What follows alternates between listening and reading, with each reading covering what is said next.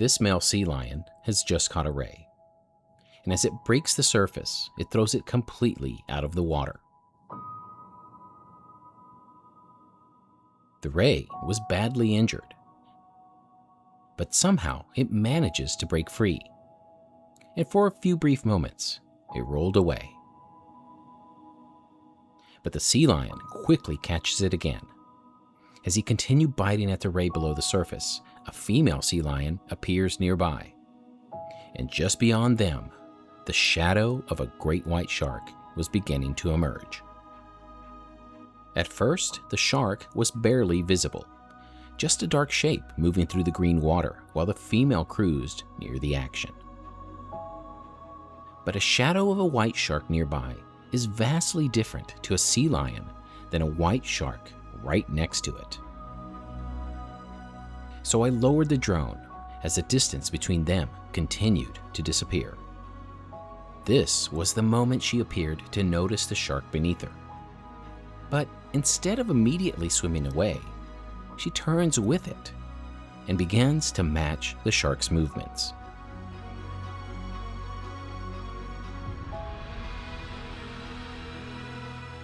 Now, I've witnessed sea lions shadowing white sharks many times, but this encounter was different. For more than 9 minutes, the sea lion continued matching the shark's movements, almost like a dance between two species. They cruised together in a way that challenged nearly every preconceived notion about their relationship.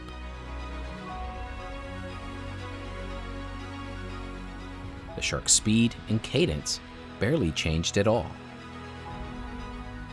Meanwhile, the sea lion moved around it, sometimes alongside it, sometimes directly above it, and at times nearly eye to eye. They traveled this way for nearly half a mile. The sea lion surfaced only to breathe before returning to the shark and continuing to mirror its movements. Eventually, their path carried them into the shallows, and still the sea lion remained right beside the shark. One final time, the sea lion moves in close, passes right alongside of the shark. And just as calmly as the encounter had began, it finally peeled away, leaving the shark to continue alone. But the action was far from over. As it entered a patch of murky, shallow water, it briefly lifts its head above the surface before disappearing again down below.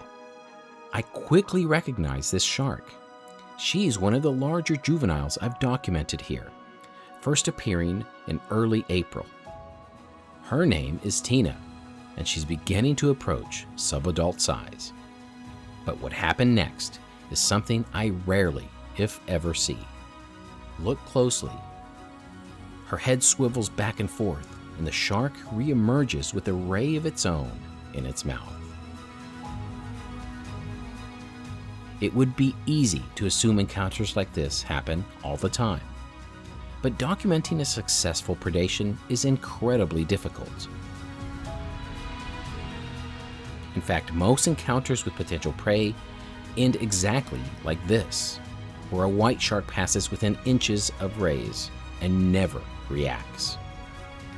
Even very young sharks may follow rays closely, sometimes nearly touching them without committing to an attack. A sudden burst of speed or change in direction can look like the beginning of a hunt. But even when the bottom erupts into a cloud of sand, it isn't always clear what the shark was pursuing or whether it was hunting at all. For every moment that resembles a hunt, there are countless others where absolutely nothing happens. Sharks investigate, potential prey scatter, and opportunities simply pass.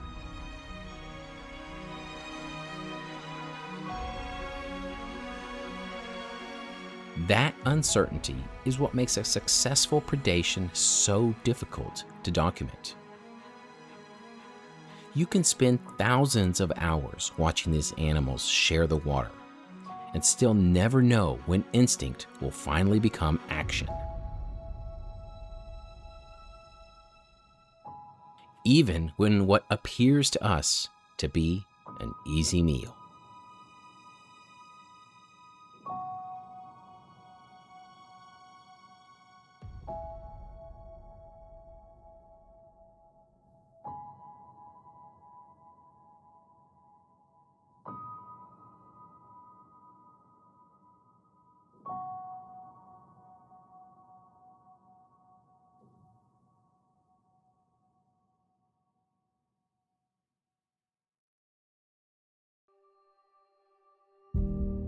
After everything I had just witnessed, my attention returned to Tina.